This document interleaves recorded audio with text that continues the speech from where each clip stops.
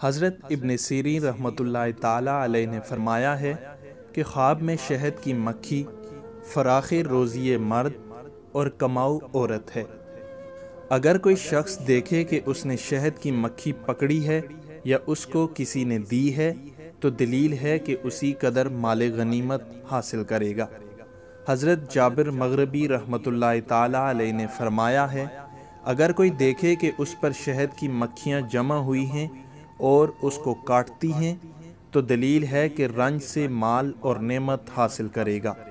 اور اگر دیکھے کہ مکھیاں شہد کھاتی ہیں تو دلیل ہے کہ اس کو اسی قدر نقصان اور ضرر پہنچے گا، اور اگر دیکھے کہ اس نے مکھیوں سے شہد لیا ہے تو دلیل ہے کہ خیر و منفعت کی باتیں سنے گا اور ان سے فائدہ دیکھے گا، اور اللہ بہتر کو خوب جاننے والا ہے۔